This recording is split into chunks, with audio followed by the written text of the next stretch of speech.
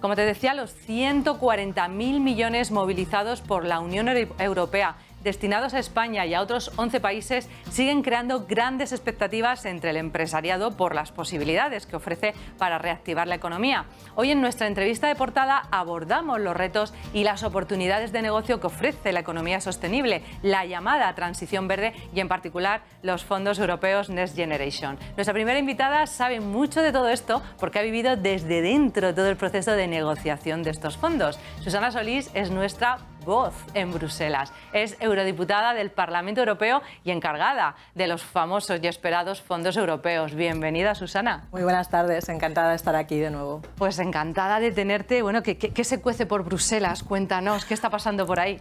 Bueno, yo creo que todo el mundo me pregunta qué pasa con los fondos, cuándo van a llegar, han llegado ya, a quién han llegado, porque la realidad, Marilo, es que, como tú decías, Europa ya ha aportado esos fondos a España. Tenemos ya 19.000 millones de euros en el año 2022. El primer tramo, ¿no? El primer tramo, pero la realidad es que estos fondos no han llegado aún a la economía real, ¿no? Al empresario, a la pyme. Eso está claro, que no han llegado lo sabemos. Entonces, esto sí que nos preocupa porque está ralentizando nuestra recuperación económica y, de hecho, España va a ser el país que más tarde va a recuperar el nivel PIB precrisis. Es decir, no vamos a llegar a nuestro PIB antes de la crisis hasta el año 2023. Y esto tiene mucho que ver, pues, con lo difícil que está siendo ejecutar los fondos europeos y hacer que estos fondos lleguen a las pymes. Por tanto, yo creo que tenemos que trabajar mucho más en eliminar las trabas burocráticas. Ayer lo decía, ¿no? Tenemos ese el Real Decreto que está ahí metido en el cajón para eliminar las trabas y que puedan llegar a las pymes. Necesitamos comunicar mucho mejor los fondos europeos a las pymes, a las empresas, y necesitamos más coordinación con las comunidades autónomas y con los entes locales, que son los que al final sacan esas convocatorias que son a las que pueden concurrir las pymes. Todavía queda mucho. Todavía queda mucho y está bien que pongamos los pies en la tierra porque, bueno, se llena la boca de decir, pues mira, tantos fondos, tanto dinero, van a llegar, vienen esas ayudas y la realidad, como bien decimos, no están llegando y hay que poner el foco ahí y decir, no están llegando por esto y como acabas muy bien de explicar. ¿En qué se van a invertir si llegan y cuando lleguen? Bueno, pues la mayor parte de estos fondos tienen que ir a proyectos verdes y a proyectos de digitalización. Por lo tanto, yo lo veo una oportunidad enorme para las pymes, porque precisamente startups, pymes, proyectos de economía verde, que son donde la Unión Europea nos está diciendo que invirtamos. Por eso, que yo creo que ha venido tanto el tema de la taxonomía, porque la Unión Europea nos está dirigiendo, la Comisión Europea nos está dirigiendo hacia dónde tienen que ir las inversiones en el futuro. Fíjate, Mariló, que para conseguir esta Europa descarbonizada en 2050, lo que hemos dicho es, ok, en 2030 necesitamos reducir las emisiones el 55%. Esto es una barbaridad. Y para conseguir esto necesitamos atraer en Europa 350.000 millones de euros cada año adicionales. Esta ingente cantidad de dinero solo puede venir de la colaboración público-privada, ¿no? De la inversión privada. Y de ahí que Europa ha dicho cómo vamos a atraer a los inversores hacia finanzas sostenibles. Es decir, que ya no es suficiente que tengas tu rentabilidad comercial, sino que necesitamos también que seas sostenible y que tengas también, pues, un impacto social, ¿no? Para que sea... Es esta taxonomía de las finanzas de lo que se está hablando, ¿no? Este nuevo término que empezamos a escuchar y que también aprovechamos para que nos cuentes exactamente qué es esta taxonomía de las finanzas, ¿no?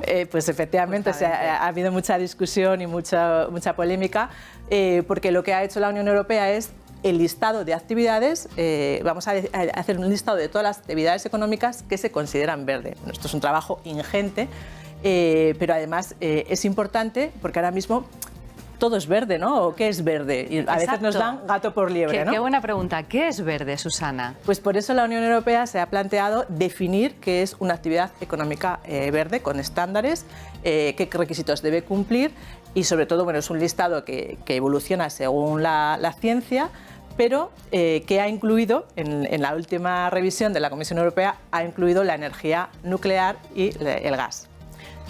Vale. Es decir, la Comisión Europea ha dicho que tanto la energía nuclear como el gas son necesarios para realizar esa transición energética y, por tanto, que si una empresa invierte o un inversor invierte en este tipo de energías, en este tipo de actividades, se le considerará como verde. Bueno. Y ahí la gran polémica, ¿no? La gran polémica abierta de nuevo, desde luego.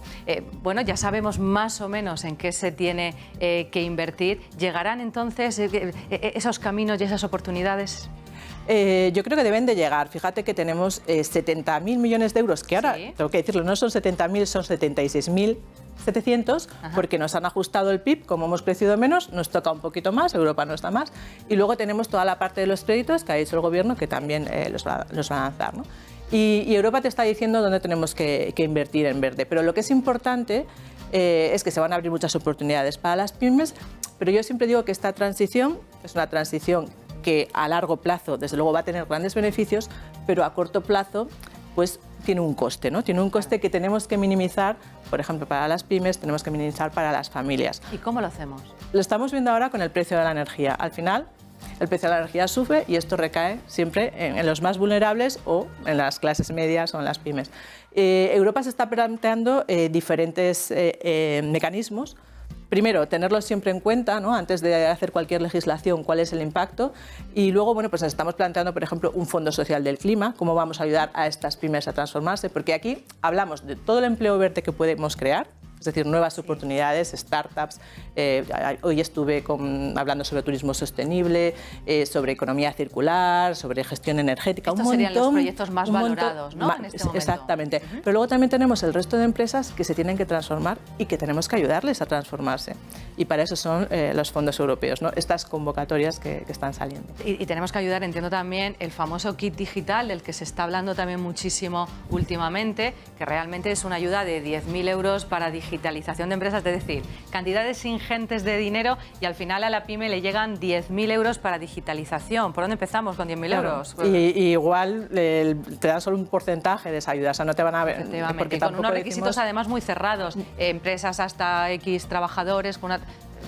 Al final es eso, ¿no? ¿Qué efecto puede tener? Si se lo ponemos muy complicado y tienes que entregar mucho papeleo, pues al final a lo mejor la pyme acaba renunciando, ¿no? Eso también hay que tener cuidado en toda esta burocracia que estamos haciendo los fondos demasiado complejos. Bueno, seguimos siendo muy malos gestionando los fondos, como bien has dicho, y luego también las pymes, ¿qué podemos hacer para acceder de una manera más sencilla? No nos lo están poniendo fácil ahí fuera, pero desde aquí, ¿qué mensaje podemos dar para hacer más accesible esa llegada a los fondos, Susana? Yo creo que tenemos que trabajar en Europa, ¿no? Que legislando hacer los procedimientos mucho más sencillos. Yo me he estado sentada con la Dirección General de Fondos de una comunidad autónoma que no voy a nombrar.